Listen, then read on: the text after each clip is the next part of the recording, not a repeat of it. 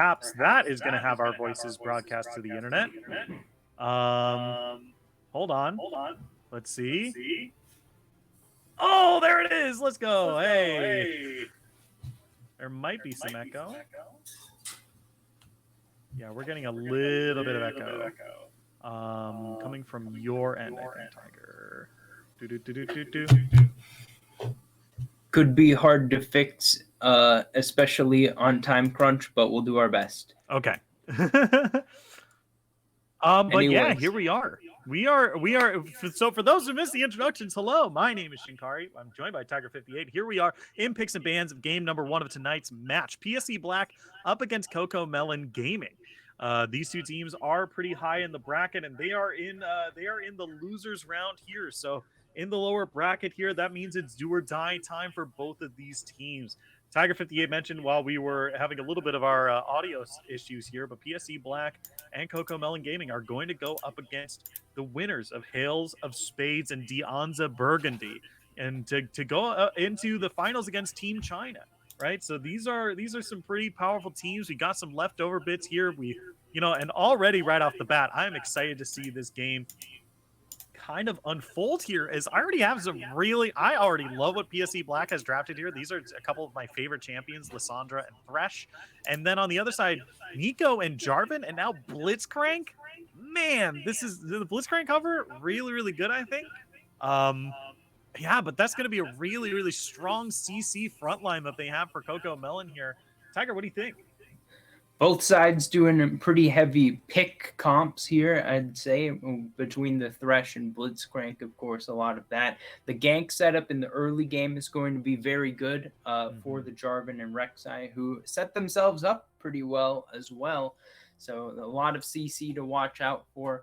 I think that any champion that's good at resisting CC could be pretty good here. I'm looking at potentially like Dr. Mundo top lane ideas, some Sivir in the bot lane, some stuff like that could be coming up pretty clutch for one of these respective sides. But also pretty interesting to see that neither of these teams are going for a first half ADC pick.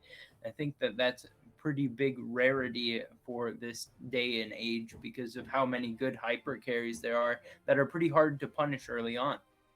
Yeah, for sure. And I think you kind of hit the nail on the head here that that both of these support picks that they've locked in here, there's not really a specific 80 carry that needs to go with them here, right? Aphelios, another one of those hyper carries that you've been talking about, does kind of function very well with Blitzcrank, but Kai'Sa is going to be the lock-in here, and Kai'Sa definitely getting a lot more powerful ever since that brand new static shiv that Captain Flowers loved to talk about on the LCS broadcast today. We'll probably be seeing a whole lot of that as well. I mean, that item seems pretty good. Static Shiv has been very good for a very long time, and now that it's back in the game, who knows, right? It's going to be the Wild West. But Ezreal, good hover, strong mid-game champion, very hard to lock down, and if you are good on the Ezreal, can do very well against the Blitzcrank.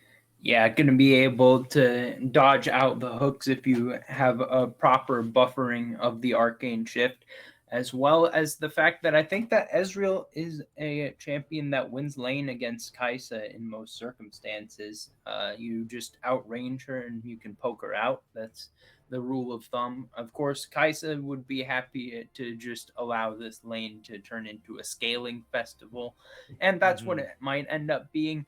But with the supports both being so aggressive, it will have to be a question of whether the aggression goes towards the bot lane or if they would rather roam around the rest of the map and allow the 280 carries to just continue to scale up.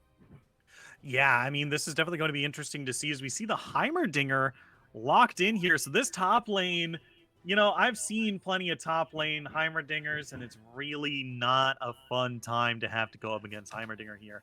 But notably, Sion is kind of like the last ban here over on the blue side here. I'm surprised it wasn't picked up early. Sion has been a very powerful pick recently and has always been very strong to be paired with on teams, because it's just like, it feels like an auto include almost all the time, because it's just so easy for Sion just to be locked in here. But Heimerdinger into Ornn, That's going to be pretty difficult. What do you think about that matchup in the top lane now that we have all of our things Well, we're locked in here? definitely going to see the Heimerdinger having push in the top side of the map. Shouldn't have any trouble with getting that to start out. But also with the gank potential, you have to be careful about overextending in any lane. Mhm. So I'm looking to see if Apollo Potato is able to cover I Love Selena Gomez pretty effectively on that top side of the map. We do have a substitution in for this game. It's Mhm. 12 IQ, who is the regular sub on the PSE Black roster, but coming in the mid lane. So we'll see if that ends up being any synergy issues, how much that they've played together. Hopefully, not going to make any difference here, but that is something to keep an eye out for. Yeah, I mean, it is definitely something that is, a pretty big factor when you play coordinated fives, right? Like getting that communication down is going to be some of the big factors, especially when you're going up a team that's pretty even in terms of skill. Sometimes, it comes down to we don't need to just like I guess, yeah. And sometimes it just comes down to that. That sometimes that lack of communication or just unfamiliarity will create these kind of situations here. But like PSC Black did let us know that their mid laner is on vacation here, so 12 IQ is going to be subbing in. But I think what they've drafted here is still pretty strong. I think it's a little low in the damage area. I think they're going to have to rely on Rek'Sai to really kind of fill in some of those gaps, but they do have some decent, like, it's not like the damage isn't going to happen. I think Ezreal is very good, and Lissandra, it's not like she doesn't deal damage. It's just that, like, it's a little bit more CC heavy, wants to chain together, wants to be at least chaining together those kills with her passive so that she can help set up the rest of her team as well. But I think we're really going to be looking at Rek'Sai and Ezreal to be doing a lot of the damage in these fights here for the blue side. One thing that I've noticed the more that I look at this draft is that I think that the Heimerdinger isn't just a good lane bully top here, Mm-hmm. but with how short range of a team comp that CocoMelon has, I'm expecting to see the Heimerdinger turrets getting a lot of value in the middle of a team fight. Both Yeah. sides are pretty heavily invested in playing towards some of those team fight areas. I don't think that PSE want to play a traditional front to back team fight. I think that they want to do more of a zone control type of thing, but they still want to be playing around objectives. And with the Heimerdinger into Blitzcrank, Jarvan, Ornn are all melee, and then Nico and Kaisa are both ranged but not super long ranged. If you Right. can corral them all into the same area and hit them with the stun grenade and have 3 turrets start firing on them, then that's going to put out a lot of damage pretty quickly. But you're Mm-hmm. right that outside of that type of a situation, the consistent damage isn't exactly here for the side of PSE Black. So they have to know their boundaries and play within the zone that they've set up to control. Yeah, and a lot of that is going to require them to be on the ball with their vision and getting to these neutral objectives first, right?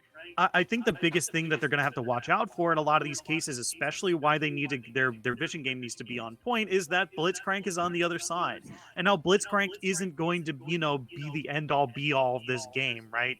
That's like bronze players will see Blitzcrank locked in and be like, oh, that's the game. Blitzcrank's OP. It's not that Blitzcrank is OP. It's just that he just creates a situation where you need to change fundamentally how you play League of Legends. You need to be on the ball with your vision. You need to do deep vision as well, because a single hook from Blitzcrank can change the entire momentum of a particular play, right? You can't go for this bottom for these dragon plays if you don't know where Blitzcrank is, because a hook onto Heimerdinger or a hook onto Ezreal means that you're going to be in a lot of trouble, right? These are two big damage sources for your team now gone, especially because the rest of the team, incredible burst damage from across them, right? Ornn, Jarvan, Blitzcrank, even Kaisa to a degree has some really strong burst damage that you're not going to be able to survive if that happens, right?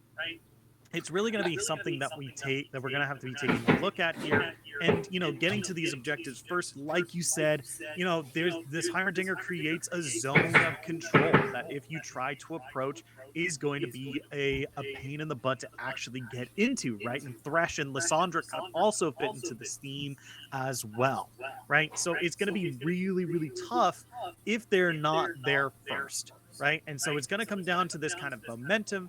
It's going to come down to a lot of this, jockeying for position, shoving out waves as quickly as possible so that they can get control over the river. It's going to be a lot of that we're going to have to be taking a look at this game. Well, I think that going in, we're just about to finish off the spectator delay. So my expectation is that if PSE Black win the early game, then they're going to be in a very good position to snowball.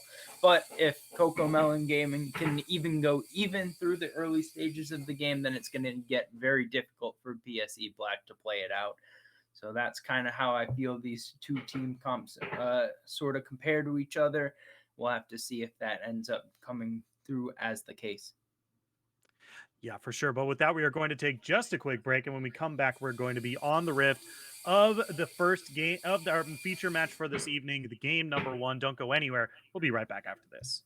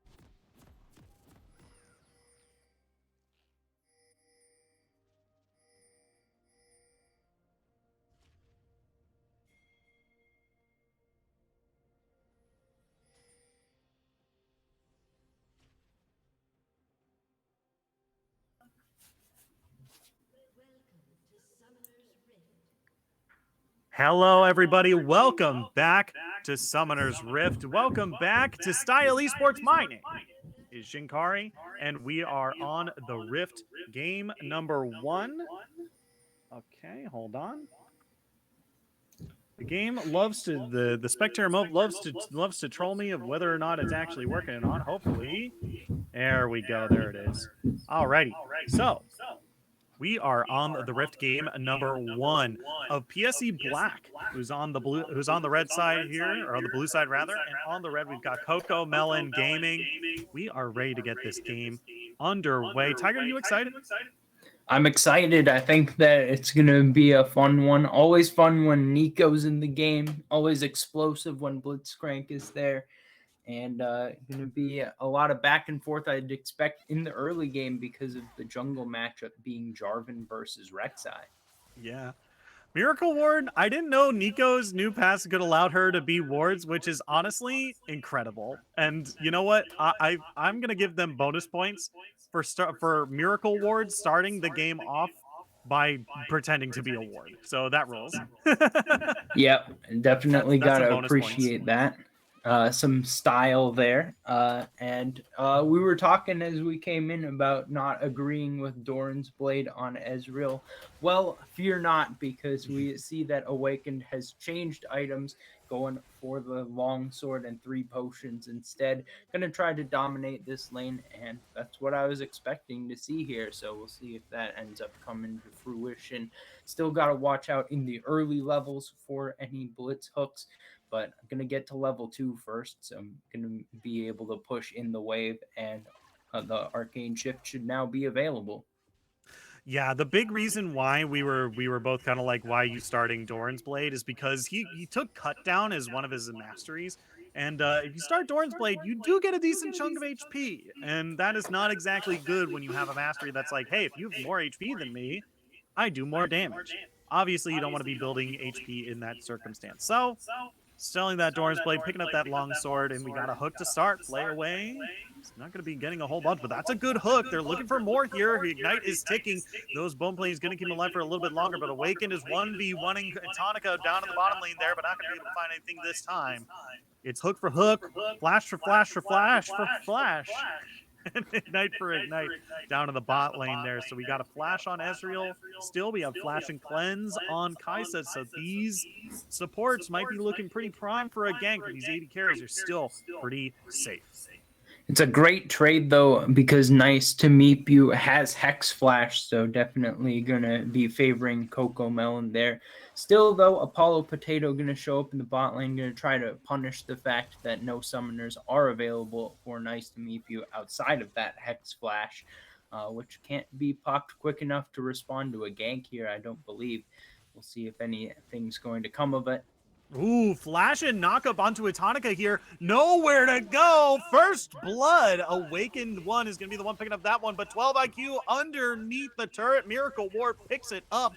1 for 1 across the map, but first blood goes to PSE Black.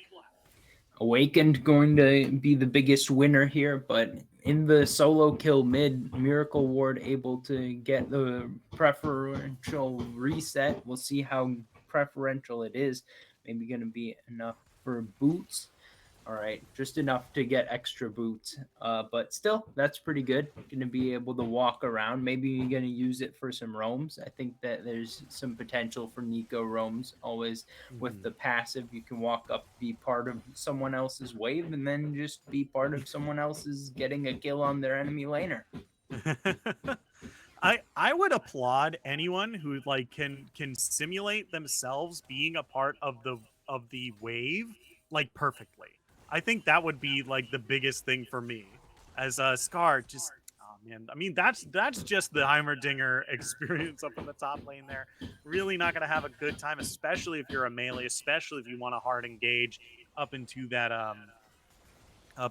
lane up there. But yeah, we're gonna have to take a look at that and just we'll have to keep our eyes on that up in the top lane there as I to fix some echo issues.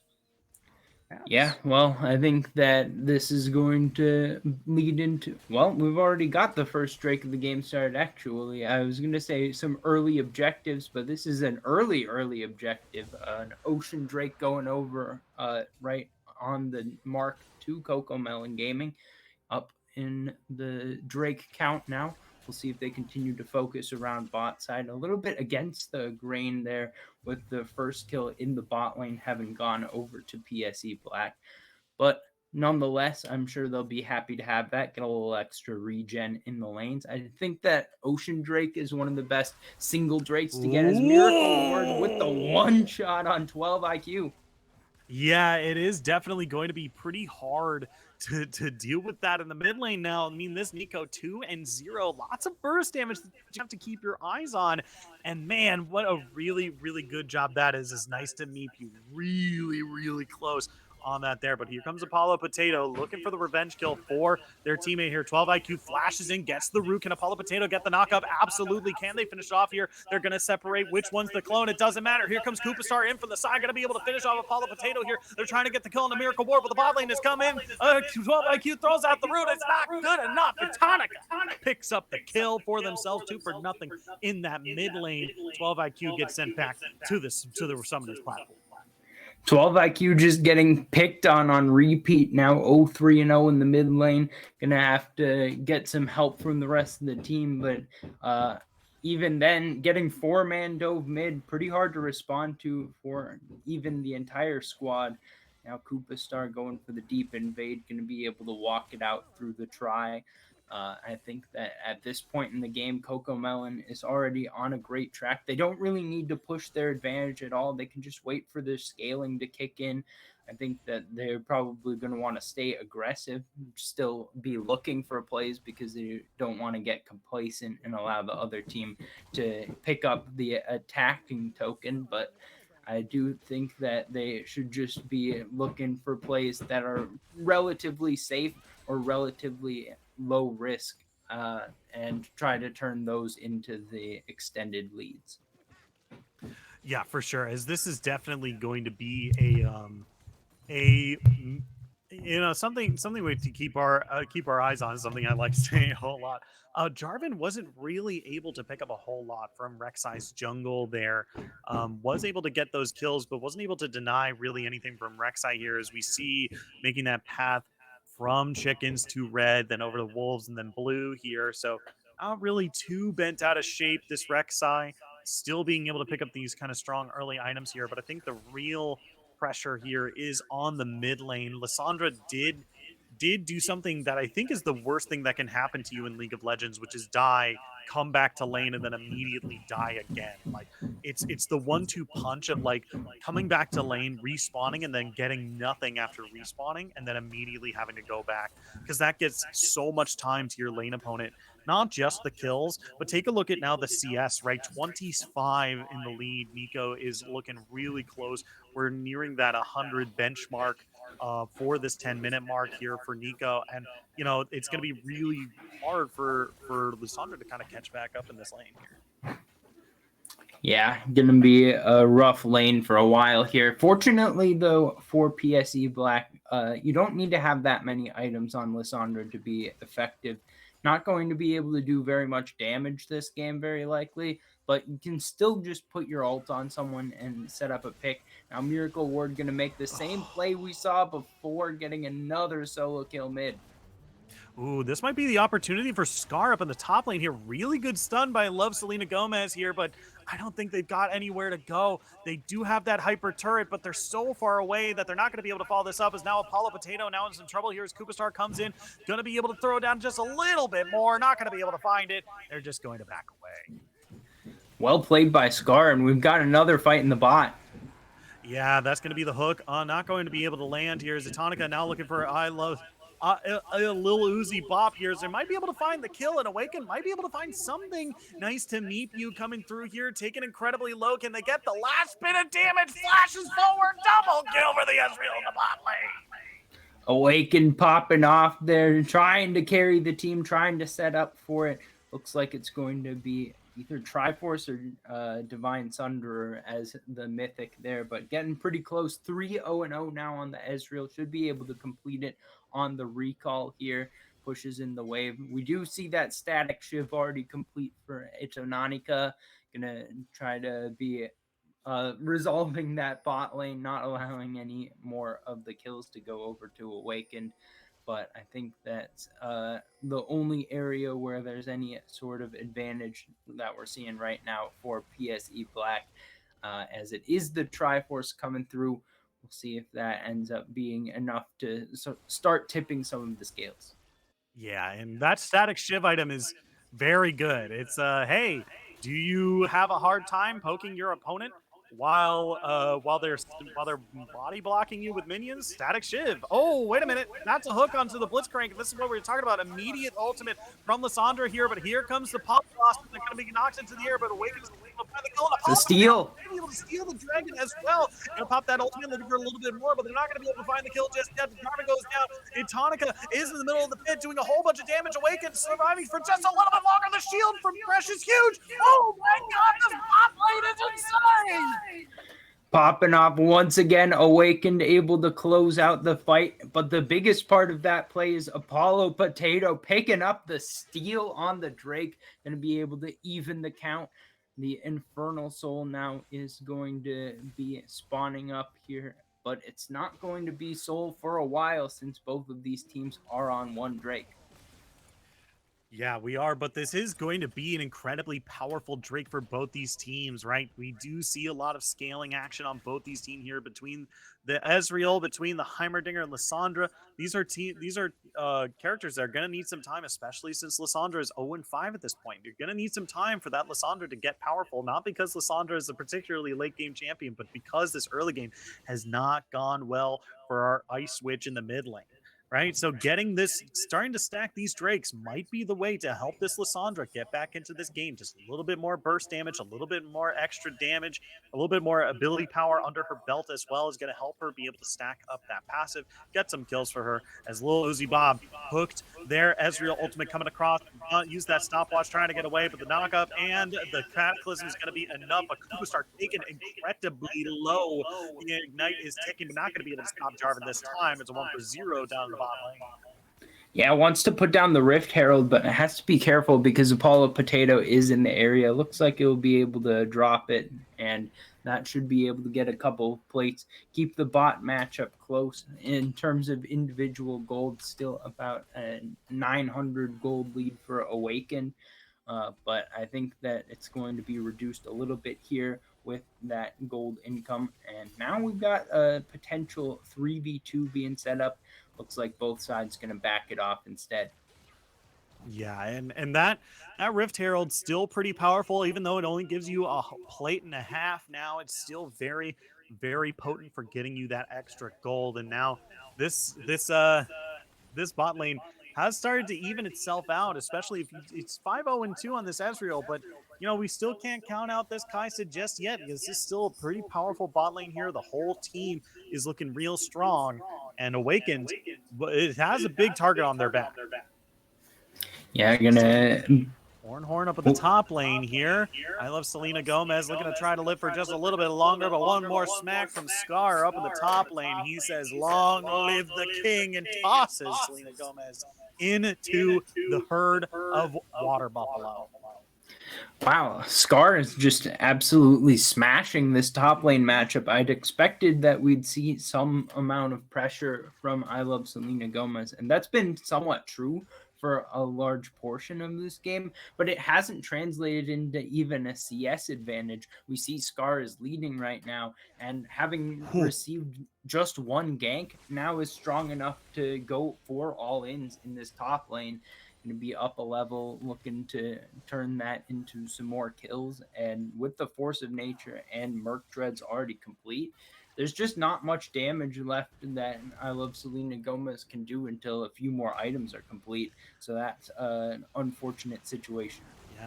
Here we go. Apollo Potato's been knocked into the air, but Koopa Star has been sent to the grave. As now, holy moly, look at that Pump Blossom. Flashes away, but you can't get away from the auto attacks. Miracle Ward still looking for a little bit more. 12 IQ has answered the call. Meanwhile, in the bottom lane, Atonica isn't a whole lot of trouble. Flay backwards, pops the cleanse, but tries to get away. There's the hook. There's the damage. There's the shutdown. Awaken is going to be the one picking up the kill in the bot lane, and 12 IQ is going to be escaping with their lives in the mid. Oh no. Wow. It has happened again, Shinkari. There's not much that can be done about that. You got to respect the effort, still trying to find kills. It's ironically, even though it's a high probability of getting killed, it's a pretty low risk, high reward play to go for that. Because if you die, you're giving over like 150 gold. If you get the kill, you're getting like 450 gold. So as long as there's like a 30% chance of it working, it's at least worth a shot. And this time the 70% happens. Miracle Ward able to get another kill, and maybe it was 100%, and maybe 12 IQ shouldn't have gone in. But now we're seeing the bot lanes trading again. God. Awaken forcing out the flash, but we got 2 teleports coming into the bottom lane here. Make that more. Heimerdinger's coming down as well. Miracle Ward trying to get away here, forcing the flash away. I love Selena Gomez on top of Nico here, but Jarvan is going to Cataclysm on top of Lissandra, but he's going to flash into the middle of the red team here. I love Selena Gomez going to do a decent chunk of damage, but he's going to go down. Awaken trying to get away, trying to kite away from this team fight as much as they can here, because 2 members of the blue team are down, but Koopa Star and squad are still 5 members strong. Nice to meet you. Looking for a hook, coming in from the bush. You can't quite land it too far away, but the rest of the team is going to be able to start getting to this Infernal Drake here. They're going to have to start it up soon because Awaken is still pretty healthy. They're still looking to make a play here. Oh, there's the hook onto I love Little Bub's bot lane here, but Awaken coming through here. There's the Pump Blossom. There's the knockup. There's the double kill, and now it's 1v5. Awaken versus the world. He still gets a kill, but it's not good enough. Shutdown onto Awaken here as they pick up the nearly full ace, nearly clean ace for the team as well. And that's going to be the first Infernal Drake of the game going over to CocoMelon Gaming. Well, as long as they're able to finish it off, they've got no jungler, no smite. Yeah, they're still looking to try to steal it here. 1200 HP. I love Selena Gomez over the wall. Red team goes ahead and secures it. It's a big win for them, securing a 3.5 thousand gold lead in their favor here. This is looking really good for CocoMelon Gaming here. Yeah, and the worst news of all for the side of PSE Black is that they started that fight and they were able to prevent a few of the big ultimates of CocoMelon from getting hardly any value. The Cataclysm, the Call of the Forge God, both of those were pretty much nullified right from the get-go, yet they still decisively lost the fight. I think that's going to really bode poorly for them going into the future. They're going to need to look for a lot more picks, and they're going to be just about completely unable to team fight here for the coming minutes, if not for the rest of the game. Ooh, we might have something up at the top lane, though. That's going to be the ultimate coming across the Oran Horn. Lil is Bob trying to give them a little bit more space here, but the Cataclysm onto the Thresh here is going to give them a clear line of scrimmage. Nowhere to go. Nice to meet you. Picking up another kill for themselves up in the top lane here, as Real Awakened one is going to be able to get away. This is not looking good, as all these kill squads of the red team just kind of moving around the map as much as they want. Now they got a clear hit onto the Rift Herald here. It's just so easy to engage when you've got Orange Jarvan Blitzcrank, and the brutal reality is that even if that engage isn't followed up by Miracle Ward or Etonanica, it's going to find kills because it's going to have enough damage just between the 3 tanks to find the last hits. And now we've got a little bit of a trade going on in the bot lane. You got to be careful there if you're I Love Selena Gomez. You're going to have to back off because Miracle Ward just too strong right now. 8-1 and 5 with 10 stacks on the Dark Seal. Yeah, it's a really strong Nico, and plus on top of that as well, I love Selena Gomez kind of panic pressed their own ultimate here. So we're in a situation where it's like, hey, would love to try to fight again pretty soon, but without that kind of without that ultimate available, it's going to be pretty hard to look for these kind of advantages. So let's take a look. The longer this game for the next few minutes here, I don't think it will be too big of a deal, considering that the next strike is up in 2.5, and I don't think anyone's going to be looking for Baron anytime soon. Yeah, I'm gonna just be a situation where we're looking to see more pushing coming out from the side of CocoMelon. They're just so far ahead that they should be able to push forward with impunity. They've got a Rift Herald to use as well, but they're just looking for the picks. Yeah, I love Selena Gomez. The ultimate comes off cooldown exactly when they need them to, but guess what? There's the Pum Blossom knocked into the air, slammed back down. Miracle Ward picks up another kill for themselves. 8-1 and 6 for CocoMelon Gaming's mid laner. Looking incredibly strong too. Going to march this minion wave right into the turret. Going to be able to pick themselves up. As Scarf at the top lane going to be scared away as the second turret of the game finally picked up. Make that 3 because Shelly being popped in the bot lane. Yeah, going to be at least 3, and with 4 members here, they can definitely look to push even under the tier 3 tower and get chunked a little bit by the True Shot barrage, and now we'll see if the defense is good enough. Yeah, the turret goes down, but the box is followed, but Lil Uzi Bob is not going to be able to survive this time. Awaken doing a decent chunk of damage here, but can't quite find a way in as the charge goes onto the inhibitor, and now the red team can make out like bandits as they have taken the entire bot lane. But look at this. They're still looking to fight here. They're not giving up because Lissandra is performing a pincer move here. They're going to try to come in from the side. There's a lot of CC. Let's see if they're going to be able to do anything. Knock up 1, knock up 2. Cataclysm makes that move number 3. Is now forced to pop the ultimate on herself. There's the hourglass as well. Flash over the wall. But Monica is there to receive the Lissandra and the kill as well. Double kill for the Kaisa. And now, are they going to be able to find the Ezreal? No siree, not yet. But take a look. That top lane is going to be falling to the minions as well. As now they're on the hunt for the Rek'Sai here. Atonica looking for more, but not going to be able to follow. Ooh, no, she's still going in. There's the knockup. Might be able to find the kill. Atonica 2. The turret goes down. Nice to meet you. Trying to find get the revenge kill for their teammate, but Apollo Potato is going to be the one coming through. Good hook onto the mid laner. Miracle Ward immediately flashes away as a good body block from Cooper Square is going to keep them alive, but they're going to go down as Awaken is still looking for blood. There's the ultimate coming across, going to be able to kill them before the Pump Blossom comes in. Scar still looking for more, flashes over the wall. Awaken goes over the wall with the arcane shift. Can they find it? There's the burst damage. Can the horn do it? Get the clap, get the shutdown. Absolutely amazing. Here comes the teleport in from Heimerdinger, though. They're still on the hunt. They still want this horn. Beam over the wall. There's the shutdown. The bloodbath in this game is huge as Blue Team picks up an ace. Yeah, just a little bit of an overextension from CocoMelon. They're trying to go way too deep underneath the tier 2 mid lane tower. It's Edonanica pretty much alone there, blast coned away from Nice to Meet You, and ended up getting picked off. And it ended up being a chain of kills as well, not just the one given over. That means that the Drake count has once again been evened up. It could have easily been Baron taken on the way back out, 5v3 on the map for CocoMelon, but they squander that opportunity. Still a lot of opportunity in front of them. They're 4,000 gold ahead, and they're starting to get their Ornn items. I think they won't be too disappointed with the spot in the game that they're at, but they could have been in a much better spot if they hadn't given a little bit of life back to PSE Black. Yes, now it seems like they're taking your advice here, but maybe a little late. They're starting up the Baron here. They definitely have a good team to go forth and start doing this here. Atonica does have some decent damage that they can take this big purple worm, but that's the Ezreal ultimate coming across. They might have scattered it out, but maybe a little too late.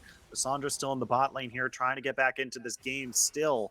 But now they're wearing purple, and now they're out for blood. Here comes the Ornn Horn coming across, going to be able to land onto I Love Selena Gomez, but Lil Uzi Bob is there to take them out of there. Scar looking for a little bit more, not going to be able to find the knockup this time as the Flay away is going to keep them fine and safe.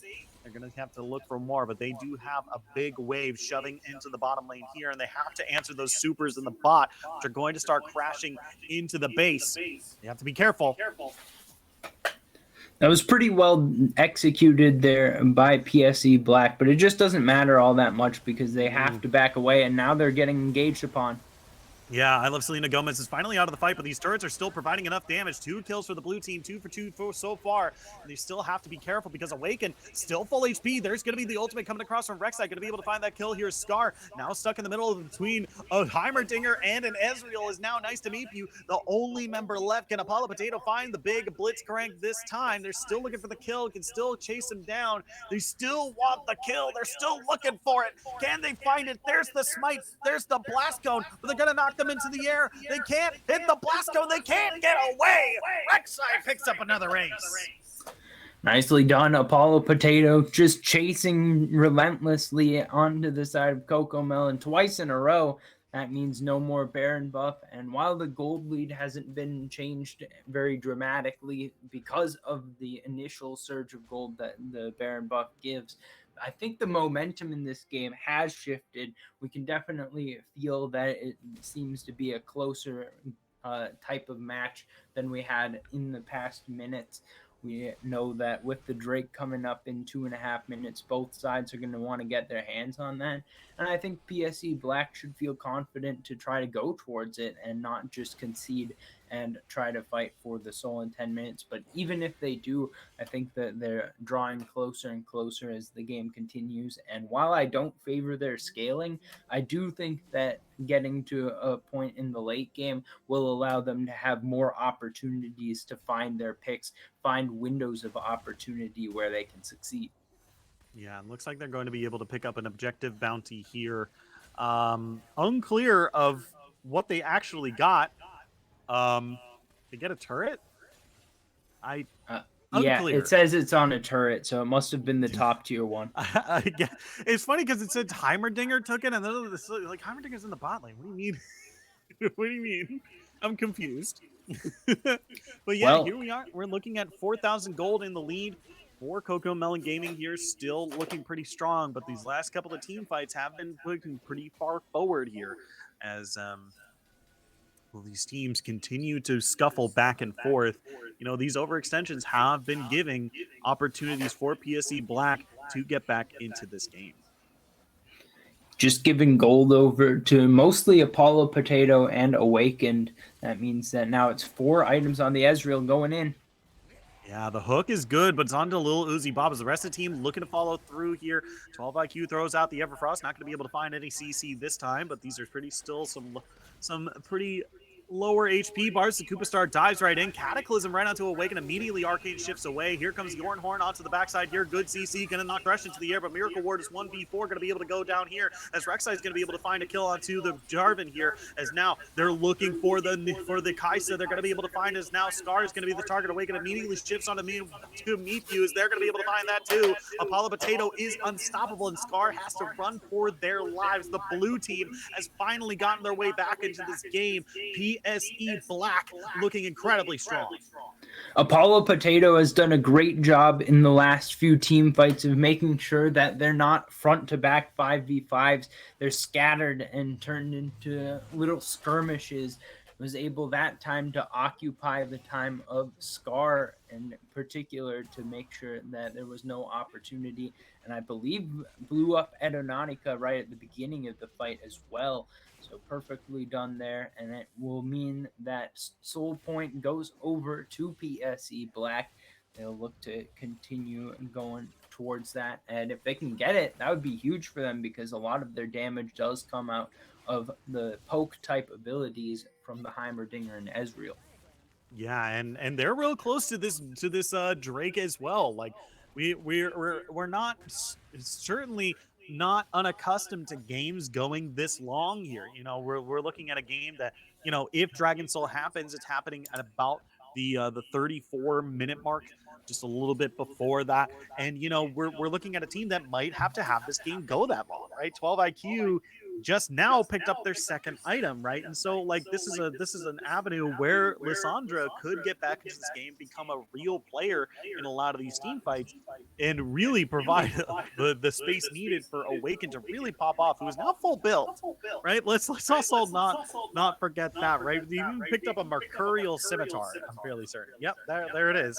Sometimes they change the icons of the scimitar. I could have sworn it was a Kempunk chainsword for a moment as well, but this is just an incredible like place for Awaken to be at this moment. So we really have to keep our eyes on this blue team, on PSE Black here, because this is definitely their game to come back and win at this stage. CocoMelon Gaming definitely towards like 10 minutes ago was definitely a lot more a little too liberal with their gold lead, a little too liberal with their lives chasing down kills, and now they're paying the price. Well, they still are the stronger team as far as gold is concerned. They've got 4 out of the 5 mythics upgraded already. Scar in a great position, level 16 on the Ornn, highest level of any champion in the game, tied with the Heimerdinger and Ezreal. But going to be in a position to try to continue making plays and setting up the team for success. I think that's going to have to be a key, actually, learning how to work around Apollo Potato, which has been a problem in the past couple of team fights, could be the play, and we'll see if Scar can make it happen.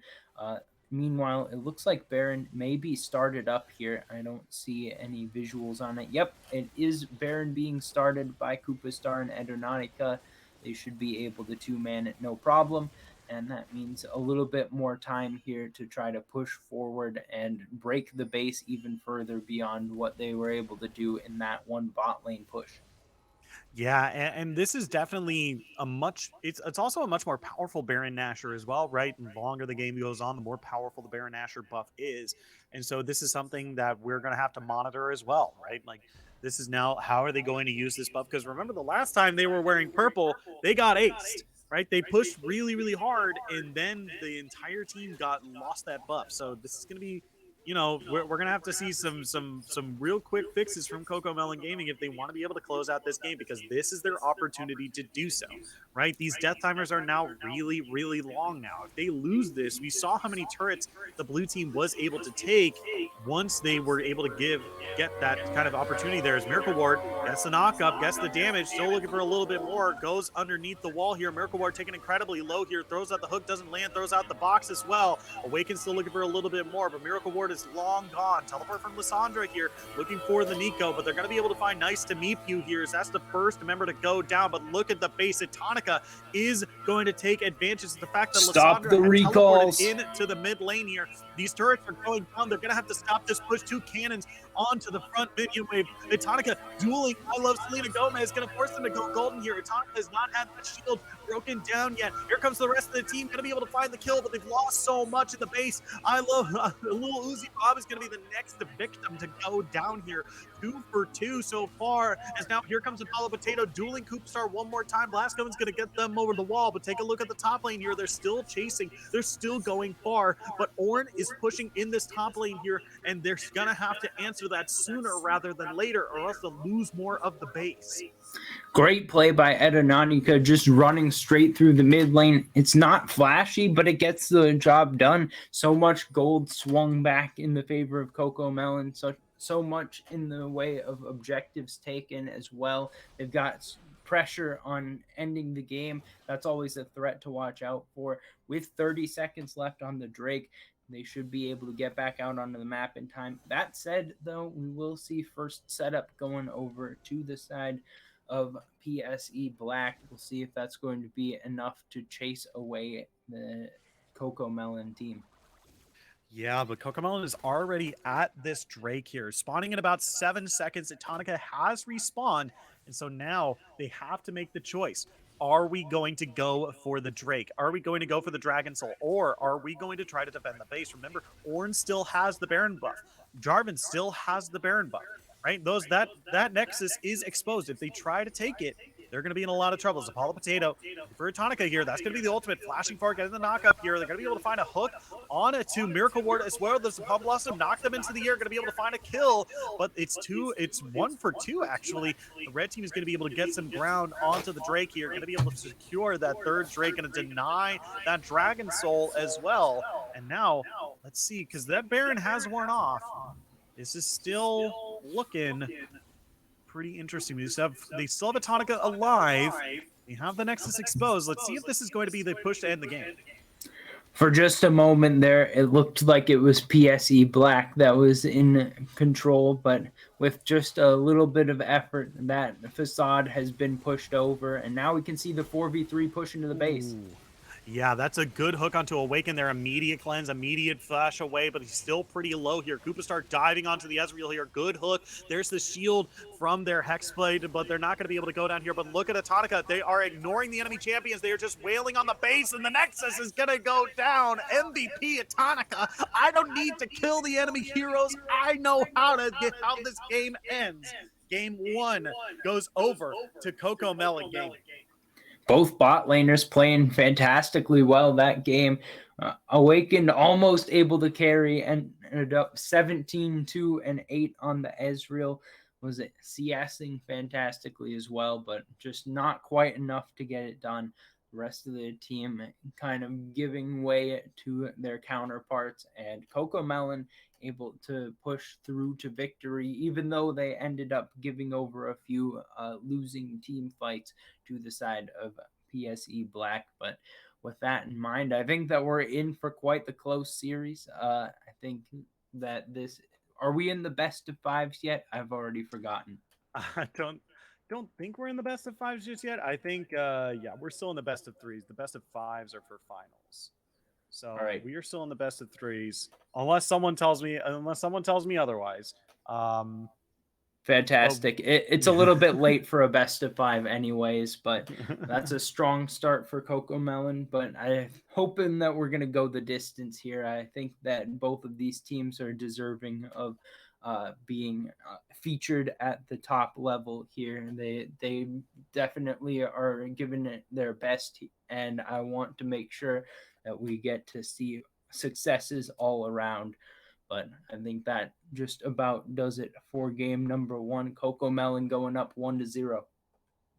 Yeah, we are going to take just a quick break, and when we come back, we're going to be in picks and bans of our second game of our feature match for this evening.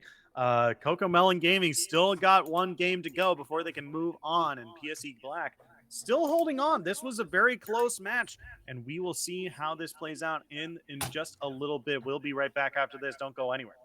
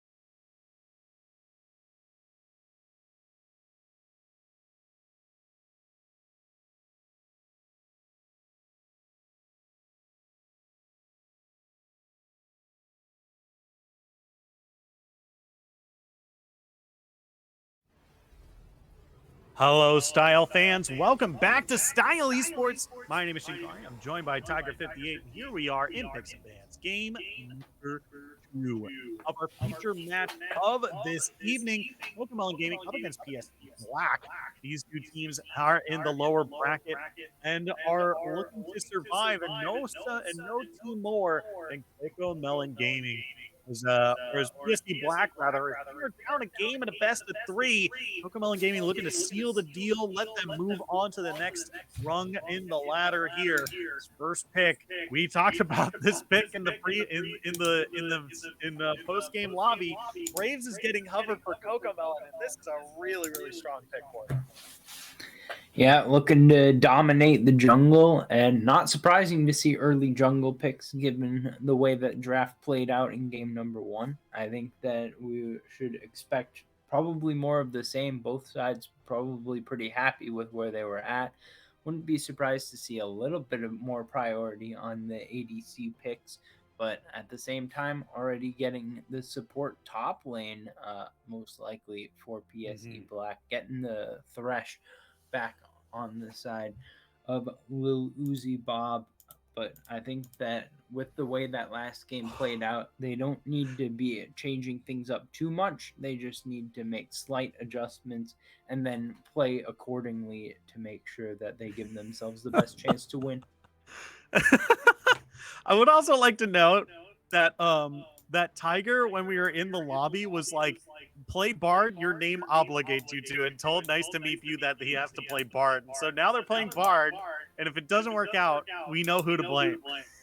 All right, we know who to blame, but also Bard, good champion to go alongside Graves, because you're going to be able to get some roams off. You can look for some skirmishing going on in the jungle. Graves is strong early. Bard is strong in all phases of the game.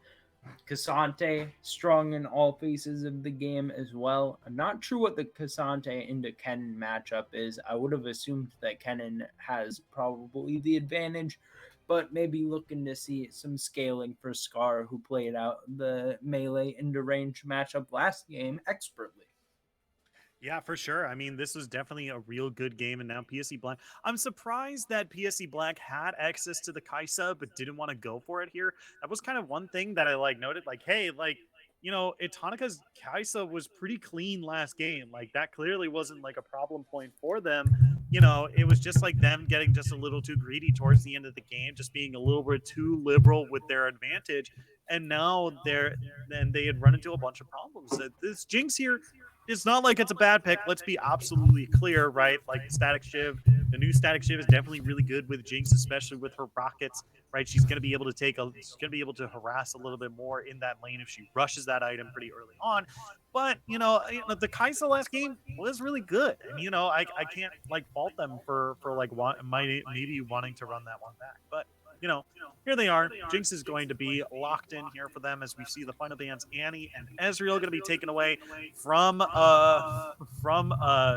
Awakened there. Really strong pick in the previous game, and the Jarvan and Gragas going to be banned away from PSE Black here. Jarvan really good in the previous game there, but it does allow still some powerful junglers, still some good mid laners as well. PSE Black still does have access to the Nico. No, they don't have access to this time, but Ivern is going to be hovered and locked in. There he is, the big long tree.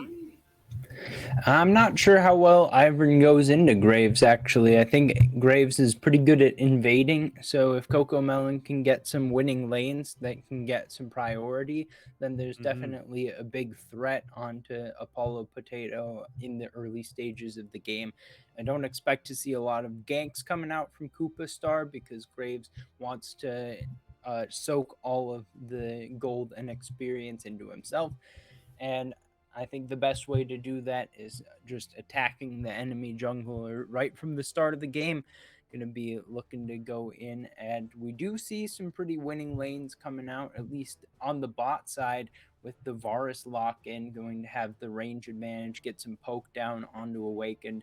Eternanica ended up behind in the early stages of last game to the Ezreal of Awakened, and probably behind all of the game, to be fair, just because being 17-2 gives you a ton of golden experience. but was able to still be a key member of the victory for CocoMelon Gaming on the Kaisa. We'll see if the Varus is going to be the same degree of confidence.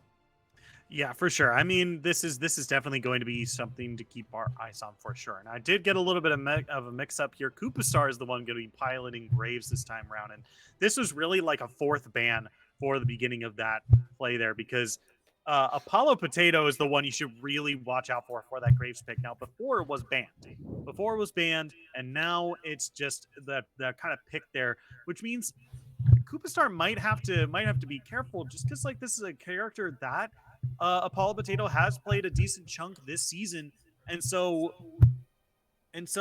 this is going to be something like, hey, you're gonna have to be on the ball because even if someone doesn't play, if you play against someone, a champion that they've been playing, they know what like, oh, I know what the pathing is going to look like. I know what the ganking paths are going to look like. I know how to, execute on this champion. So it's going to be up to Koopa Star to really perform here because Apollo Potato knows Graves like a book. The reason I was so excited about this Graves pick is because Apollo Potato has been playing them a lot. The past 10 games he played, 8 of them were Graves, and only 1 of them was a that's an 7-1 like win percentage on the character. Like I'll take that every day of the week. That's why it's been CocoMelon Gaming is like, please don't give him Graves. Don't give him Graves. Please don't give Apollo Potato Graves. Yeah, clearly they've taken notice and are responding accordingly. But even though you can know the potential pathing of an enemy champion, that doesn't mean you can do anything about it. So we'll have to see if PSE Black is able to respond accordingly and find the right type of pathing to be able to avoid some of the confrontation and maybe set up some plays of their own. I think that Ivern is a pretty strong ganking champion early on, but you're always just doing a supportive type of role. So it's a little bit of a different look for Apollo Potato than what we saw last game on the rec side. We'll have to see how PSE Black responds as a team. It looks like they're putting all of their chips in the Awakened basket. Not that Syndra can't also do a decent chunk of damage, but I think based on the way that we saw last game playing, they want to focus on that bot side of the map. And when you have a Jinx, it's all about getting that first kill, getting the reset, and then carrying the entire rest of the team fight. Yeah, for sure. I mean, this is definitely a really good recipe for a very strong late game team, right? Kennen, the more utility items he's able to pick up, the more comes. There's like a lot of AP items that are really good on Kennen. So the longer this game goes, a lot more powerful this team is going to become. They got Jinx, they got Syndra, right? Like this is going to be a team that's looking to scale. PSE Black saw how late the game was going in the previous game. They're like, hey, we're just going to close this out. If you're going to take us to a real long game, and if you're going to make the same mistakes that you made in the previous game, we are going to seal the deal. And that's what Jinx and Syndra are going to be doing here. And I think that the Syndra lock-in might be just a little bit better than the Lissandra here, especially if you go like not so well in lane, right? You'll be able to gain those passive procs just by killing minions, just by or not by killing minions, but by hitting the enemy team, like helping out with hitting the enemy team, helping out with neutral objectives and so on, right? There's going to be a lot of ways that that even if 12 IQ does get bullied again by Miracle Ward, they're still going to be able to find pathways for them to scale up to that point where Syndra is going to be a pain in the butt to deal with.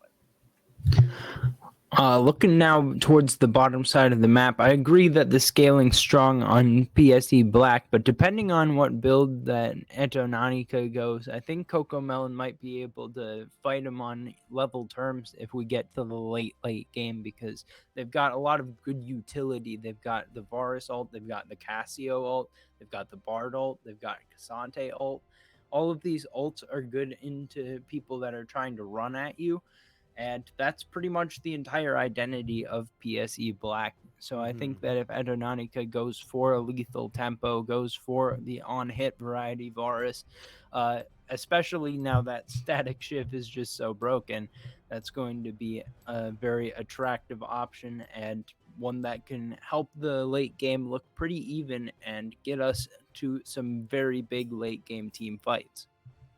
Yeah, for sure. I mean, it is going to be that's going to be the name of the game here, right? Because CocoMelon, they are going to be able to hit power spikes like pretty a lot earlier than PSE Black here. They're a much more mid-game focused team, right? The later this game goes, the less effective that the lethality is going to be on Graves and maybe on Varus as well, right? Because the more defensives PSE Black is going to be able to put together here, right? Thresh, Ivern, Kennen, all three of these, while not being full tanks, still are no strangers to having more tankier builds. Now, it's probably not going to happen for Ivern, right? Because Ivern loves, the new Cosmic Radiance, Cosmic Drive rather item. We've been seeing Night Harvester builds and even like straight and he's also not a stranger to straight support builds as well. But it's not like if Ivern picked up an armor item, you'd be like, oh, that stinks. It's like it's something you just got to think about. So Graves, the later this game goes, the more armor is going to be built by the enemy team, the less effective his damage is going to be. And so, once again, this is a very mid-game focused team. Let's see how they're going to be able to deal with it. And that's what PSE Black is going to have to deal with. It's like, hey, we've hit the mid-game. We're about powerful. What are you going to do about it? Right? That's the question that PSE Black is going to have to answer. Well, coming off of what we saw last game, what are your expectations in game number 2, Shinkari? Now that CocoMelon Gaming has a lot more mid-game power, I'm expecting them to just like fly off the handle once they get like these tier items completed, especially for Varus and Cassiopeia, and especially at least one lethality item for Graves. Right? I'm expecting to see a lot more fighting from them, especially with how mobile Bard can be across the map. Especially nice to meet you picking up that suggestion for them. So I think CocoMelon, I think they can do pretty well here. I think they did a very good job. PSE Black needs to make sure that they know their strengths and weaknesses and not push them too far. I think that's what we're going to have to rein it back, rein PSE Black just a little bit and play towards their win conditions. Yeah, I'm in complete agreement. We're going to have early to mid game, a lot of opportunity here for CocoMelon to succeed, to get themselves in a winning position and try to move on to the next stage. But I think for PSE Black, they're just going to have to keep their head above the water until they can get to that later stage of the game. And if they can manage that, then they should be in good shape. A little bit of a switch of the roles from what we saw in the last game, but definitely was a close one in game number 1. So if we've got something like that again, I certainly will not be the one to complain. Yeah, for sure. The last game was definitely exciting, and we're definitely gearing up for another exciting game. Don't go anywhere. We'll be right back after this short break when we'll be on the rift of game number 2 of PSE Black versus CocoMelon Gaming. Don't go anywhere.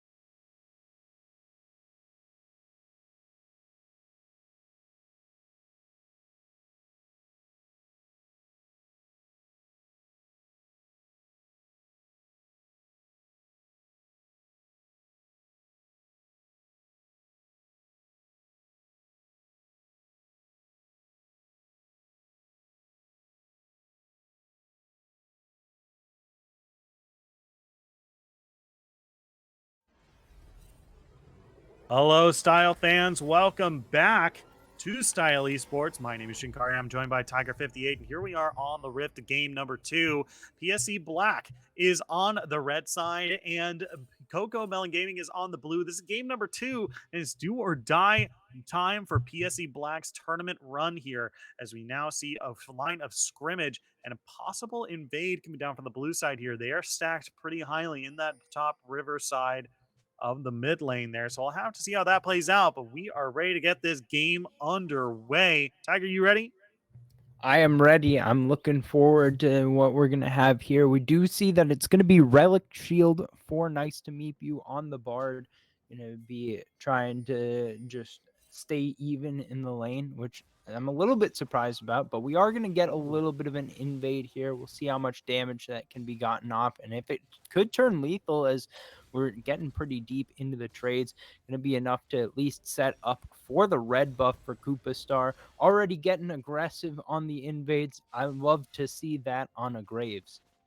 Yeah, and this does set up for kind of like a horizontal kind of. I think that's what they like to call it. How they go from red buff to their own blue enemy red buff to their own blue buff here, and then they can immediately go into either the mid or the top lane. So this top half of the map is going to be pretty scary for the red team here, especially with Graves early on in this game. So we'll have to see here as Graves actually walking into the mid lane pretty early on here and just going to make their way across and looking like they're going to their own red buff here. Yeah, going to try to steal away as many camps as possible. It looks like it's going to be a 2-camp advantage. There was no invasion coming through for Apollo Potato. Going to be coming up a bit short there. Will potentially have an opportunity to invade on the top side. So not a complete vertical jungling, but kind of diagonal jungling, if you will. And we'll be able to steal away a camp here, it looks like. Could turn that into a top lane gank as well. Let's see if Scar is able to become wise to it. Yeah, Ivern has made their way up, but I don't think Isla Selena Gomez is really in a position to really set up this gank here. They really need those 3 stacks on the cannon in order to make that happen. But Ivern has returned to the summit to the platform here.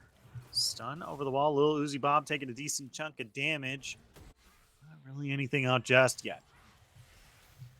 All right, so it ends up being the case that just one camp gets stolen away by Apollo Potato. So Koopa Star comes out a little bit on top, but not holistically. So just trying to continue storming through the jungle. Could end up getting double scuttle. That'd be helpful as well. We'll see if there's any prio over the first Drake. It was taken extremely early on in the last game. I believe it was taken by CocoMelon. Now we see it, Koopa Star once again going back and forth across the jungle. It's kind of been keeping the eye on the junglers through the early stages of both of these games. Yeah, it's interesting to me that Koopa Star decided to go to his own red buff after taking the enemy red buff. I feel like the thought was like, hey, I took his red buff, so he's probably going to go down towards mine. But, ooh, wait a minute. We're in some trouble here. Nice to meet you. Hooked in. That's going to be exhaust onto Awaken here. Hooked, or played out of, rather, his magical journey here, but going to be able to finally make it away out of there. So no first blood just yet, but there's 2 summoner spells spent by Nice to meet you there, and only 1 by Lil Uzi Bob. 1 by Apollo Potato there is Scar taking a bunch of damage down there.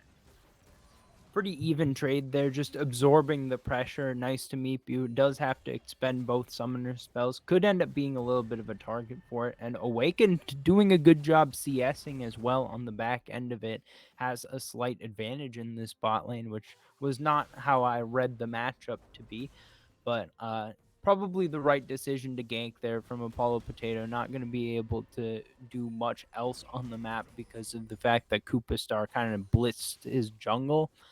That means that it's going to be a slight advantage in the gold department in favor of CocoMelon early on. Koopa Star will be holding pretty much all of that. And now that the first Drake is on the map, a Mountain Drake could be seeing both sides looking towards that as well. But both of the junglers moving towards top lane. Yeah, Koopa Star meeting Apollo Potato here, throwing out the Q. And I was hoping to predict where Apollo Potato was going to go, but going to be able to land it there, but with both junglers spotted out here, it looks like the top laners might be able to give this a little bit more room, but once the junglers coming through here is nice to meet you.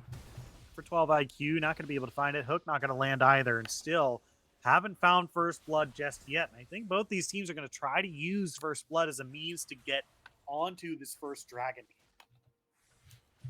Well, neither side getting too aggressive with it, avoiding overextending, so that's probably for the better. But at the same time, that means that the game has slowed down considerably, 0-0 at 6 minutes.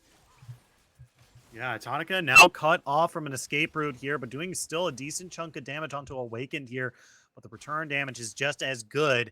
So Tonica forced to back away here as Jinx continues to freeze the wave really, really well on their side here. We're seeing already, like, this freeze, it might be broken here, but it's still on their side of the map still. Awaken doing a very good job of making sure this is exactly what Jinx likes here is Lil Uzi Bob. That's an amazing start. Doesn't land the hook, but that's going to be nice to meet you on the wrong side as Koopa Star dives right in. Going to land the Q onto Awaken here, doing a decent chunk of damage to stay in the bot lane here. Tonica trying to peel backwards here, but the rest of the team not going to be able to follow through on the kill. Still, 7 minutes in the game, still no first blood as both teams have tried and failed many times. Still, no kills on the scoreboard just yet. Fancy feat from Eternanica, able to dodge out the bind from the Ivern. That pretty much makes the play as it avoids forcing out any summoner spells. The cleanse was available, so that was there if it was needed, but much better not to need it. And good cover from Koopa Star, but ultimately not going to be able to result in any sort of kills or anything like that. No Drake taken either, but we will see the first Rift Herald spawning here in just under 30 seconds. That could be a point of contention between these two teams. And it looks like Apollo Potato wants to go on the invade, will once again be in the same quadrant of the map. No, never mind, was just looking for the Scuttle Crab and picking it up. Yeah, and so we're still seeing these two teams. I mean, it's hard to say like what this kind of slow pace is going to favor here, right? I think the obvious answer is, you know, it's going to favor 12 IQ, and Awakened here is, oh no, Miracle Ward. Oh, good shove back by 12 IQ. Going to scatter the weak. Going to force Cassiopeia there to not be able to go through. Here's a stun onto Scars. He's going to look for more. There's the movement speed. He's gone. But there we go. This kind of slower paced early game. Who is it going to favor here? These folks who are trying to stack these this tier here in the mid lane, or is it going to be favoring this Jinx who wants to go much later? I would agree that if the slow early game meant even gold, that it would be favorable. But now we've got an engaging bot. Yeah, okay. The Super Mega Death Rocket does not land, but the flash was spent by Awaken there. Still taken pretty low. Ivern waiting in the wings here. Tonica still looking for a little bit more because that Jinx is there, but then the first blood is finally spilt in this game at 8:45. Nice to meet you is going to be the one picking up the going down to the Thresh, who you're not exactly excited about to get that first blood on there, but Awakened definitely got some nice gold in their pockets. Going to be able to pick up that Gale Force pretty early on, or maybe Stormrazor. Not sure. Unclear. Yeah, I think it's Gale Force. The Noon Quiver changes and all those items now not being mythic has thrown me through a loop. So we'll see. Well, whatever it is, I'm definitely looking to get on towards that pretty quickly here. But I think that the gold continuing to be in favor of CocoMelon is good for them. I think PSE Black is probably content with being slightly behind on the gold. But like you said, getting the extra injection of gold onto the Thresh, that's not as helpful as if it could have been somewhere else on the map. Mm-hmm. And so we still have a pretty even state of the game. Just looking for a little bit bigger of a play to open the game up more. Mm-hmm.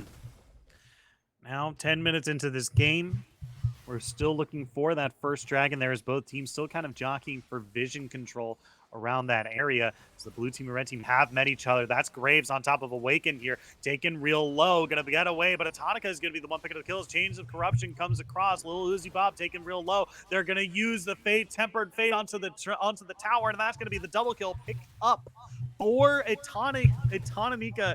They're down and picking up the kill for themselves. 2-0 now on this Varus, looking real good. They're popping the Rift. Did I see pop the Rift Herald as well? Yeah, Yep, Rift Rift Herald popped Herald in the going bot bot. lane. And they're getting Drake as well. This is a huge win for the blue team here. Going to be up 1.5k gold off of it. Going to have a lot of the lead between the bot and jungle roles, which are two of their biggest carries. And they executed well on that dive, showing the mastery of the Bard. And good on the team for working well with Nice to Meet You. I think that one of the key things about some of these more niche champions is not only being able to play them, but have your team work well with them. As Lil Uzi Bob going to flash forward aggressively to pick up the kill onto Etonica, just soloing him out. That's a nice little pickup there. Going to be able to accelerate the Thresh even further. Mm-hmm. Yeah, it's looking really good for them right now as Scar up in the top lane, still looking to scuffle a little bit for themselves. Nice to meet you coming through on the bot lane. That's going to be a teleport coming through. Can they land the stun? Both of them are stacked up each other. There's the stun. Comes at just as he dies, but here comes the rest of the team to clean up the kills. Miracle Ward coming in with the miracle kills. Double kill down in the bot lane. I believe Nice to Meet You was holding Q there to try to make sure that it wasn't going to connect to the wall, wanted to hit it onto both enemy team members, and was able to successfully hold it long enough. Ended up getting killed, but no matter, because getting 2 kills onto Miracle Ward feels fantastic. Scar with a nice little sidestep there, and meanwhile, bot side, going to be seeing just about the entire bot tier 1 taken. Yeah, I mean, that's a real good start for Team CocoMelon here as they continue their dominance. They're going to dive again. They're still looking. They're just going past Lil Uzi Bob, looking for Awakened here. Taking incredibly low. Miracle Ward comes out big, but now they've got to fight Syndra here. Koopa coming in, looking to be his sacrificial lamb to get Cassiopeia away. But Cassiopeia might be taking a bad path through the jungle here. The Syndra doesn't look like they're able to follow through. So they're going to be able to pick up that 1-for-1 outside the length, out past the tier 1 turret there. But man, this is some really greedy play here. Miracle Ward now in a whole lot of trouble here. 12 IQ looking for a little bit more, trying to get that kill away. But that Guardian Shield was actually pretty good from Nice to Meet You here. They might be able to turn this around as Strains of Corruption not going to be able to come through just yet. But man, these HP bars are so incredibly low, but Etonica not going to be able to finish off any of those kills yet. It's up in the top lane. I love Selena Gomez taking so many turret shots, still not able to find the kill. These blue team members still hunting for these low HP bars, still can't seal the deal. So they're just going to reset and continue to shove this wave mid. Evasive action across the map, going to be able to survive on low health bars. I love Selena Gomez, going to have to do the same. Here's Koopa Star looking for the gank, but now with a little bit of free time bot lane, actually Awakened going to get some gold value here, getting a couple of plates before they fall. Got 3 off of that bot tier 1, so that's going to be enough to just about equalize the gold between the two bot laners. Still about a 2,000 gold advantage overall in favor of CocoMelon Gaming, but could be in trouble as Lil Uzi Bob is at it again. Oh yeah, Lil Uzi Bob. They're the carry now. They said, look at me, I'm the carry now, as they're going to be able to pick up the kill onto Etonica now. Is now Nice to Meet You's in some trouble. Going to go through that magical journey, not going to be able to follow through. Super Mega Death Arc comes across as well, but not going to be able to secure the kill this time. They did try to use Tempered Fate to save Etonica there. Not going to be able to find the kill onto them, but this is still a pretty good position for both these teams. No huge leads just yet as Scar comes down for the top lane here. Miracle Ward looking for a kill into the bot lane here. So taking a whole bunch of damage. It's going to be the ultimate turning it around. Look at that miasma as well. The damage is good. The Syndra ult not enough. Miracle Ward continues their domination from game number 1 as they go 4-0, pick up this first turret as the game as well. As now, Nice to Meet You, looking for Awaken. That Chains of Corruption is going to be good, but the Cleanse is better. They're still looking for more. The slow is good, but they're not going to be able to find anything else here. So they're going to be able to back away, go back to this mid lane here and continue the push.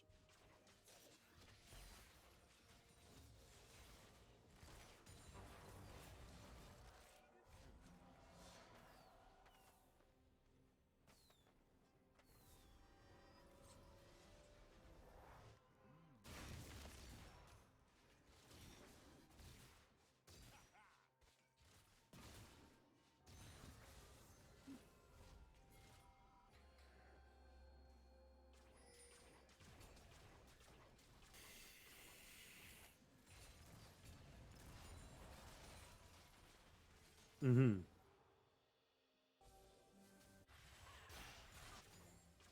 Yeah, I found it interesting that they opted for the Kraken Slayer this time because I feel like the only person with the most amount of HP is probably going to be this Cassiopeia, right? Like Cassante is going to come close, but he's going to be giving up a lot of those stats. I feel like you should just forego that and just go right for the Gale Force like Storm Razor build, right? Because I feel like that would just be just as effective against this team. Like a lot of those resistances that Cassante is building right now, and even the max health, they're going to be thrown away if you're fighting him. And even in that case, like Gale Force is really good as Miracle Ward. Oh my god, underneath the turret, look at that damage! They might go down to this Cassandra, but they're taking them with them as they pick up the second Drake of the game as well. Hex Gates are now active, which is a very, very strong Dragon Ward to have. As now, oh no, nice to meet you.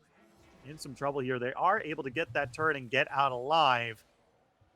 This looks like blue team still continuing some dominance from the previous game. Looking about 3.4, 3.5 thousand gold lead in their favor here. A couple of turrets to their name and 2 Drakes as well. This is looking really good for CocoMelon Gaming.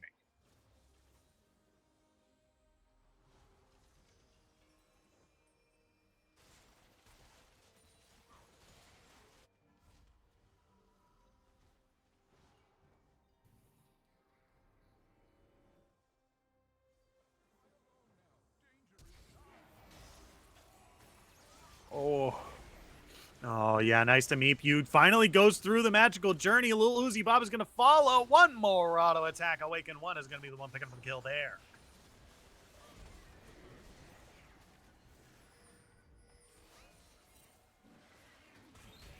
Yeah, there's the slow coming in from Koopa Star here. We got a teleport coming in from Scar as well. So Thresh looking about half HP as they go down. Atonica is going to be the one picking up the kill there. As now Awaken knocked back into the red team, blue team rather, as now Koopa Star is looking to chase 12 IQ. That's going to be the ultimate coming down, but they've already taken so much damage. Koopa Star is still looking for a little bit more as the collateral damage comes across. They're not going to be able to find it this time, as that's going to be through 2 kills for none. Going over to the favor of the blue team here. They might lose this top lane turret in response, but they are quickly making their way up to fight.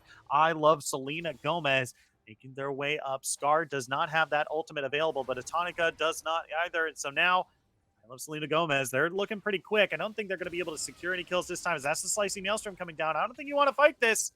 Going to get away here. Not going to risk getting stunned up and bursted this time round, but they are a little scared here. They're going to continue to push out this last outer turret. Charges, so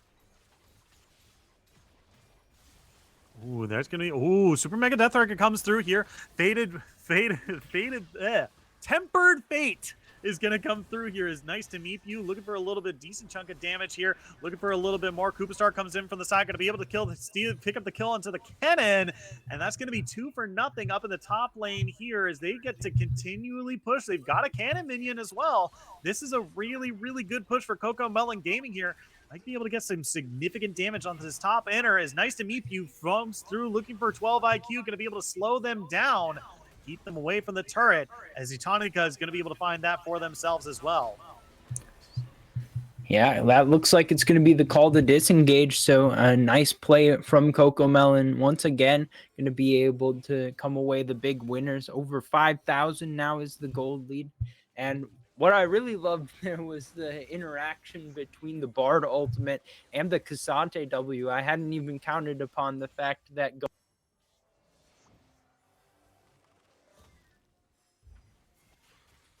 there and Scar able to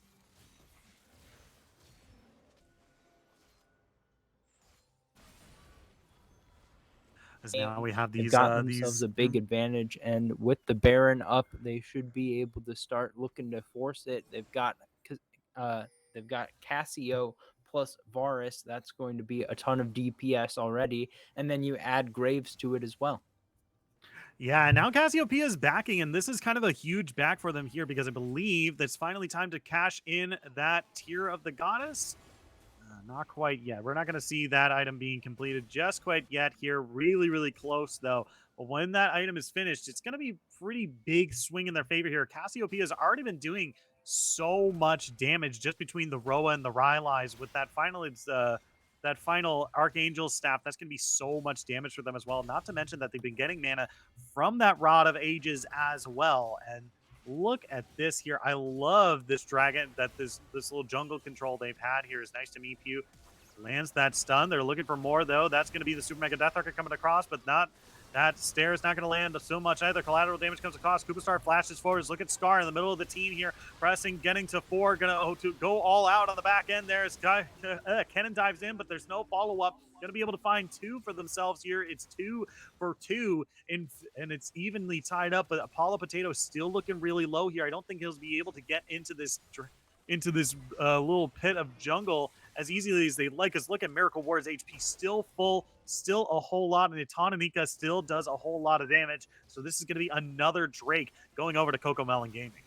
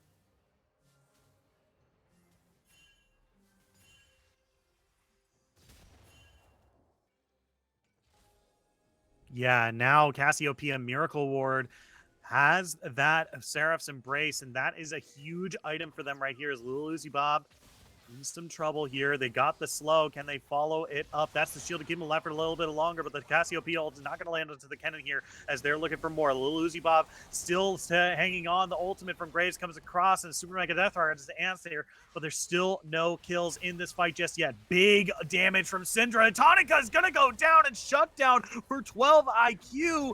Finally, this is the game that we've wanted to see from them so far, as Miracle Ward in the front of this. It's still pretty powerful. Tempered Fate comes across, lands onto Ivern, but they have to be careful. Kennen is coming in from the side, still has that slicing Maelstrom. Scar taking a bit of damage here, but they're not going to be able to close out. They have to get out of this small area. They're not going to be able to survive long in here. 12 IQ, still very, very strong. Looking for a little bit more. There's a good stun from the Bard here. They're finally going to be able to walk away as Apollo Potato, the rest of this team, going to peel them away from this top half of the map. They might have just denied them Baron, but maybe also given them an opportunity for themselves to go and grab the big purple worm, but it doesn't look like they're going to be taking up that opportunity anytime soon, and they're just going to back away.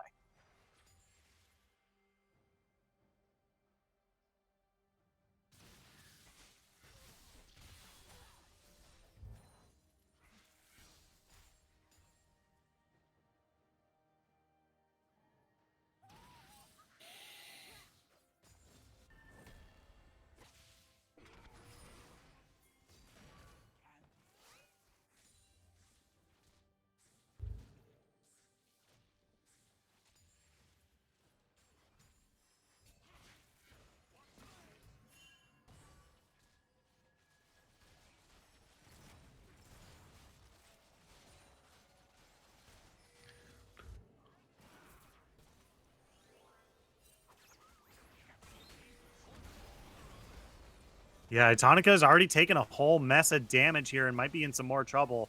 They are already gone, but this is a really low HP Varus right here, and that's a whole lot of trouble. Tempered Fate comes across, going to land onto the Jinx here. They've already thrown out a whole lot of CC, waiting for her to come out of the gold. It's taken incredibly low. Koopa is going to be the one picking up the kill. There's Apollo Potato trying to get away on the Ivern here, but Koopa is on the chase. The rest of the team coming through with the magical journey. Koopa finds now Syndra here, but the Scout of the Week is going to knock them back into the bush here.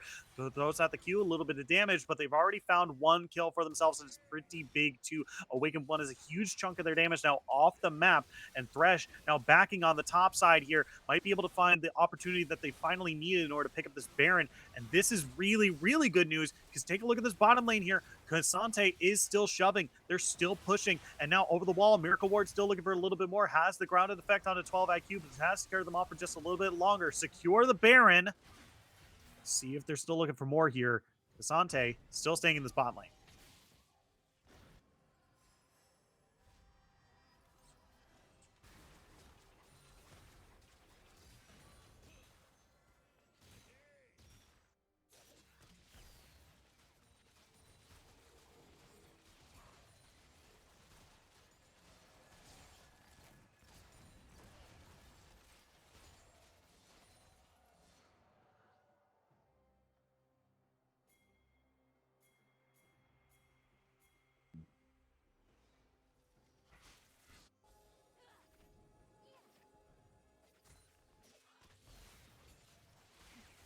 Yeah, and it should be noted that, I kind of mentioned this in Champion Select, but Syndra is sitting at 109 splinters, and this is a lot of the reason why 12 IQ has been able to be so impactful in these team fights.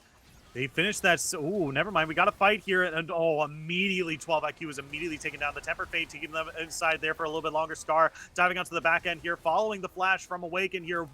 2 kills for the blue team here. They're looking for a third. Apollo Potato can't live for too much longer. The slow and the miasma is going to keep them in place for just a little bit longer. It's 4 kills for none. They're going to stay on the Baron, or the Dragon rather, and they're just going to shove down this mid lane. They have a cannon wave. They've got the Baron buff. This is going to be soul for them as well. This is a huge swing for them, and if they can't end the game, it's going to be really quick for them to do so as well. It's nice to meet you. Leading the charge, going to pick up that inhibitor, and they're out 5,000.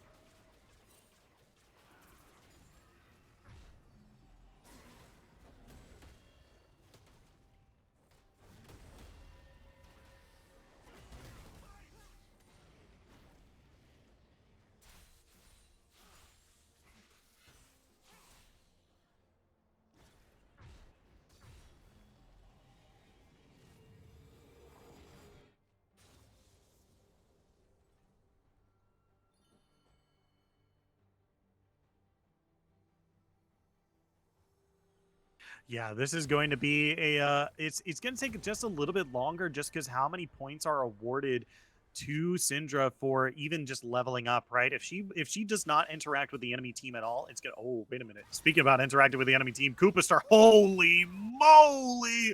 I love Selena Gomez.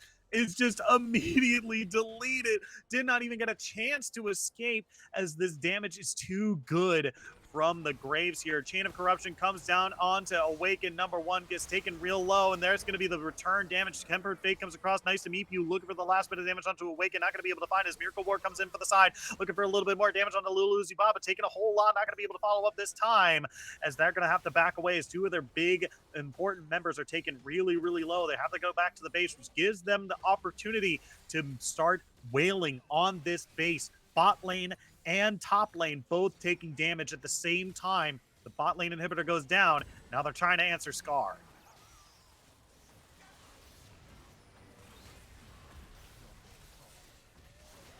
Yeah, good body block for the Bard. He's going to be able to get away. Slicing Maelstrom coming through, looking for the last bit of damage onto the big Celestial Boopasaurus, as he's not going to be able to get there as Koopa Star one more time. An incredible play for the Grays, going to be able to secure a kill and save the Bard. Not going to be able to say the same thing for Miracle Ward, but that is a whole lot of the base taken away from PSE Black here as they continue to go and fall in this game. 12,000 gold nearly separates these 2 teams. Super Mega Death Rocket, lands on the Graves, doesn't find the kill. He's way too healthy to be able to get away here, but that is an incredibly exposed base for PSE Black.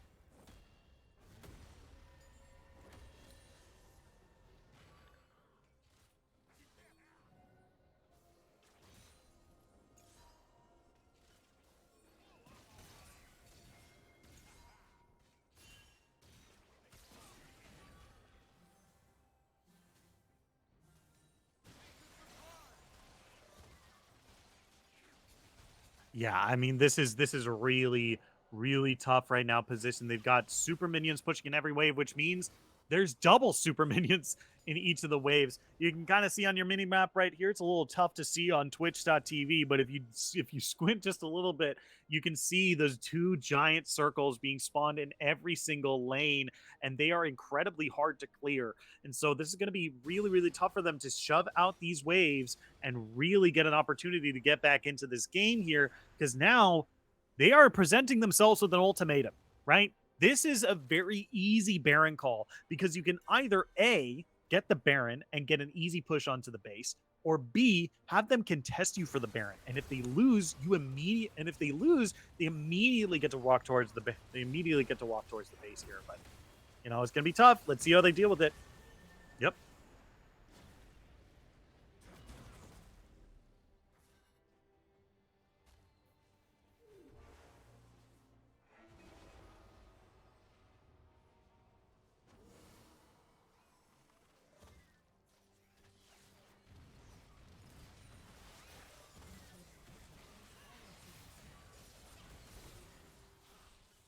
Yeah, that's the big question, and it's definitely looking in CocoMelon's favor now. Here we go. We have one inhibitor has respawned here, but I don't think it's going to stop them just quite yet, as one turret is already taken down pretty low here. Miracle Ward comes out of being golden, going to get that redemption heal. One kill for them and two turrets down. Miracle Ward still looking for a little bit more here. Going to dive on a 12 IQ here. Slicing Maelstrom comes through. Scar is taken incredibly low, but no kills for the red team just yet. As I say that, Cassiopeia goes down, but that Nexus is looking real weak, as Koopa Star are going to be able to find another kill for themselves. That's 5, 1, and 17. Apollo Potato might have been a 7 and 1 in the games on Graves, but Koopa Star has proven who's the better Graves in this game. That's going to be 2-0. CocoMelon Gaming wins, and every 3-year-old at the airport with an iPad celebrates.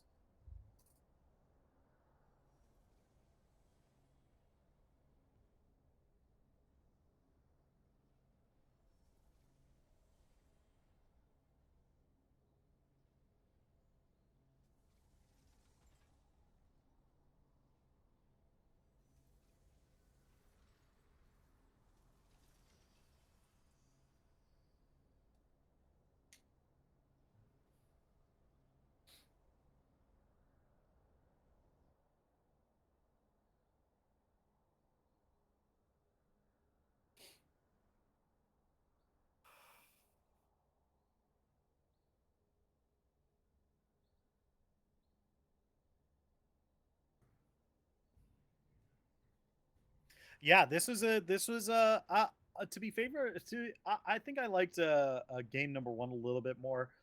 But still, game number two was really really good for CocoMelon, like a very very good game from them. And it's not like I honestly PSE Black didn't like roll over and just give them the win. They still had a lot of good plays in there, and 12 IQ definitely had a significantly better game on the Syndra that they did in game number one. I want to see, was it banned away from them game number one? No, okay. So okay. I definitely like 12 IQ's Syndra play a lot more than the Lissandra, so that might be something to look forward to in maybe season 16 of Style Esports. 12 IQ Syndra, because that was definitely like really really good. I was definitely a big fan of 12 IQ in that game for the Syndra gameplay. But if I were to give an MVP, if you were to give MVP this game, who would you give MVP to for the series?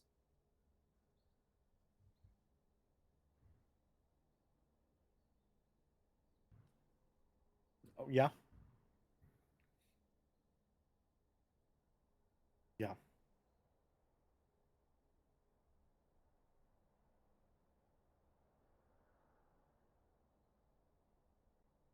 Mm-hmm. Yeah.